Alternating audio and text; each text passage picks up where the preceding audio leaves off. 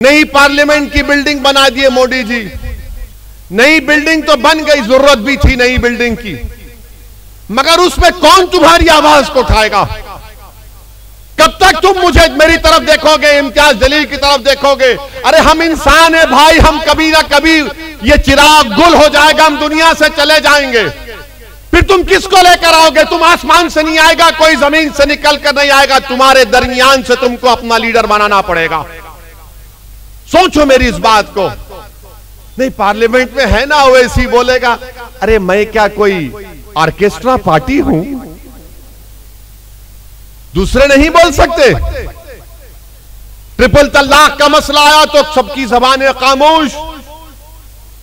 मैंने कहा मुस्लिम एमपी से दूसरे पार्टी के, बोलो कुछ तो बोलो।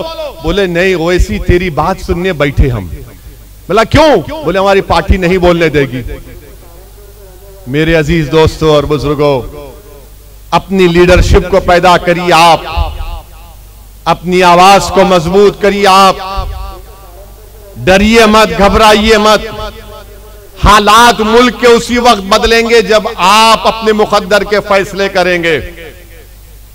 लोग जो मुझ पर इल्जाम लगाते, मैं तुमको पूछ रहा हूं, आरएसएस के हेडक्वार्टर पर जाकर मोहन भगवत से मुलाकात करके कोई सेकुलरिज्म की बात करेगा? पूछो, जवाब दो मेरे सवाल का।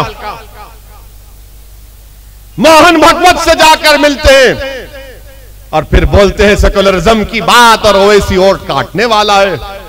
अरे मैं तो आरएसएस की आइडियोलॉजी का सख्त मुखालिफत रहा हूं और रहूंगा इंशाअल्लाह ताला, बल्कि मेरी पूरी नस्ल सुबह कयामत तक आरएसएस के खिलाफ रहेगी।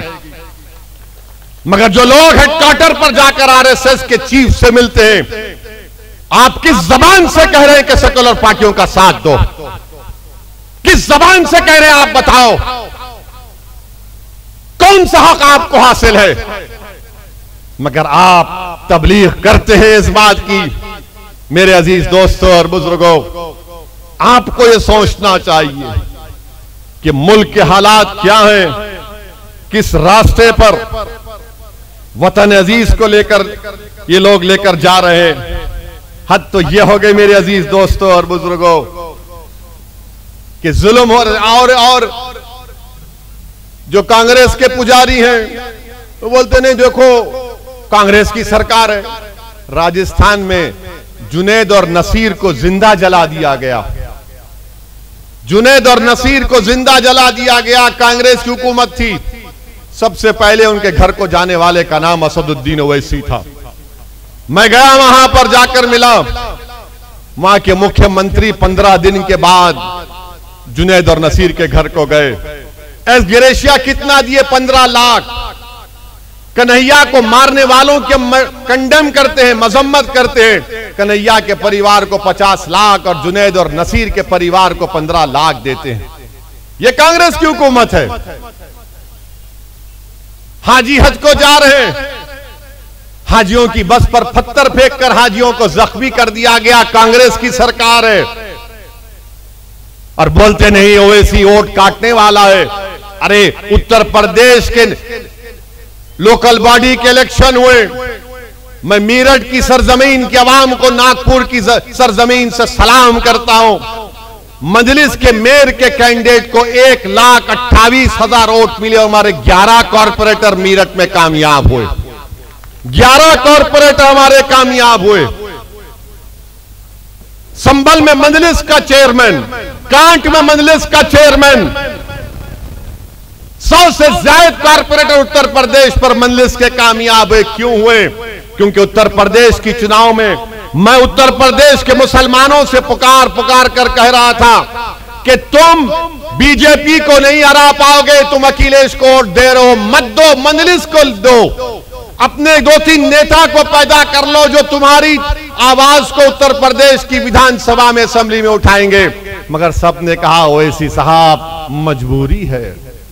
मैंने कहा इतनी मजबूरी तो नहीं है कि तुम अपनों को छोड़कर दूसरों को वोट दोगे।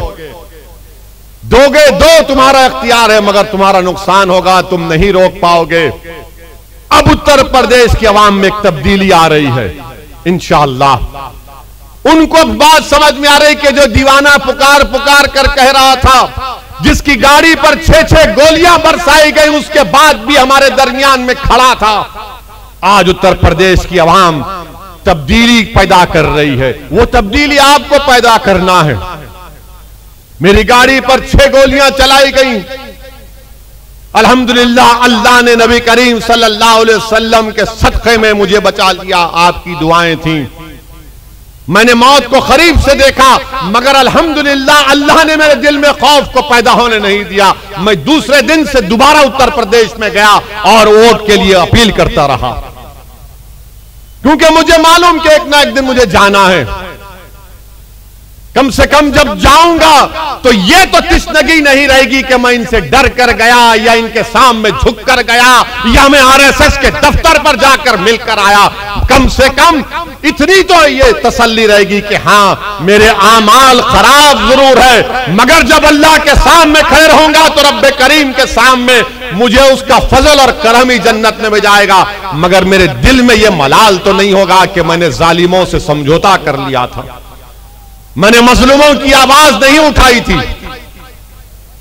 मैं इलेक्शन हारने से नहीं डरता हूं, मैं सिर्फ अल्लाह से डरने वाला हूं। डर नाम की चीज ओवैसी के करीब आ नहीं सकती इंशाअल्लाह ताला, मगर जिद्दोजहद करना, लड़ना, आपको मनाना, आपसे लड़ना, आपके नागपुर के घर पर जाकर आपका हाथ पकड़कर, आपके पेट पर मुंडी डालकर, आपके पैरों को पकड़कर बोल सकता हूं कि भाई अपनी लीडरशिप को पैदा करो, क्योंकि वो घर तुम्हारा जरूर है, उस घर पर मेरा भी हक है।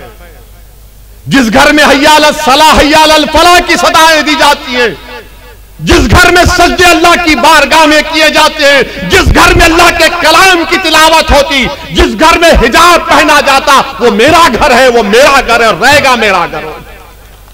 मेरे अजीज दोस्तों और बुजुर्गों, इसीलिए आपसे अपील कर रहा हूं, इसीलिए आपसे अपील कर रहा हूं कि मुत्तहिद हो जाइए। पार्लियामेंट का चुनाव आएगा तो लाहे अमल दूसरा होगा, असेंबली का चुनाव आएगा तो लाहे अमल मजलिस का होगा, जब बल्दिया का इलेक्शन आएगा तो आप ही को कामयाब करना है सबको।